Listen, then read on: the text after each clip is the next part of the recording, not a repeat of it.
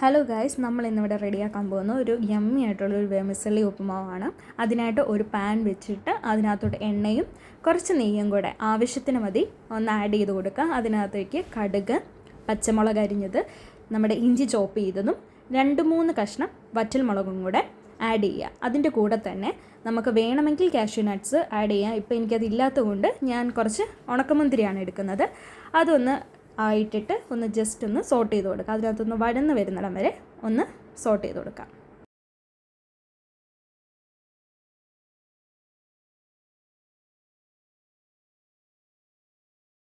അത് നന്നായിട്ടൊന്ന് സോട്ട് ചെയ്ത് വരുമ്പോഴത്തേന് നമുക്ക് പച്ചക്കറികൾ ആഡ് ചെയ്യാം. നമ്മൾ സവോളയും ക്യാരറ്റും ബീൻസുമാണ് ഇവിടെ എടുത്തേക്കുന്നത്. ഉപ്പുമാവിന് സാധാരണ എടുക്കുന്ന പച്ചക്കറികൾ തന്നെയാണ്. അതൊന്ന് കുനുകുനാന്ന് അരിഞ്ഞിട്ട് അതൊന്ന് ഇട്ടിട്ട് നമുക്ക് നന്നായിട്ടൊന്ന് വഴറ്റിയെടുക്കാം. അത് വഴറ്റി വരുമ്പോഴത്തേന് കുറച്ച് ആവശ്യത്തിനുള്ള കുറച്ച് ഉപ്പും കൂടെ ആഡ് ചെയ്തിട്ട് നന്നായിട്ടൊന്ന് ഇളക്കി കൊടുക്കാം.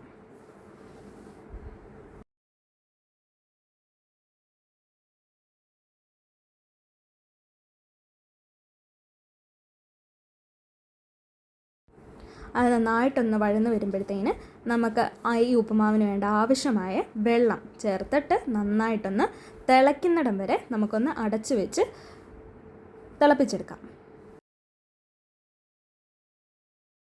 നന്നായിട്ട് തിളച്ച് വരുമ്പോഴത്തേന് നമ്മുടെ വെർമിസെല്ലി, ഞാനിവിടെ എടുത്തേക്കുന്ന റോസ്റ്റഡ് വെർമിസെല്ലിയാണ്. നിങ്ങൾക്കതില്ലെങ്കിൽ സാധാരണ വെർമിസെല്ലി എടുത്തിട്ട് ജസ്റ്റ് ഒന്ന് നമ്മൾ പാനിനകത്തിട്ട് ഒന്ന് റോസ്റ്റ് ചെയ്തിട്ട് ഇതിനകത്ത് ചേർക്കുകയാണെങ്കിൽ അതിന് കുറച്ചുകൂടി നല്ല ടേസ്റ്റ് ആയിരിക്കും കേട്ടോ.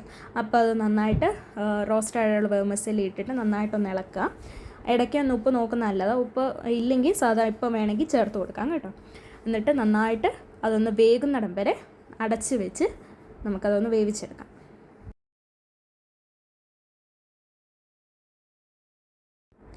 ലാസ്റ്റ് വെന്ത് വന്ന് കഴിഞ്ഞ് കുറച്ച് നെയ്യ് അതിൻ്റെ മുകളിലും കൂടെ ഒഴിക്കുമ്പോഴത്തേന് നമ്മുടെ ഉപ്പുമാവിന് കുറച്ചും കൂടെ ടേസ്റ്റ് കൂടും കേട്ടോ.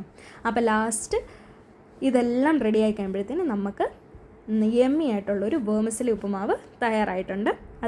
നമുക്ക് വേണമെങ്കിൽ ഒരു ഈവനിങ് സ്നാക്കായിട്ടോ അല്ലെങ്കിൽ രാവിലെ നമുക്കൊരു പെട്ടെന്ന് ഉണ്ടാക്കാൻ പറ്റുന്ന ഒരു ബ്രേക്ക്ഫാസ്റ്റ് റെസിപ്പി ആയിട്ടും ഇതെടുക്കാവുന്നതാണ്.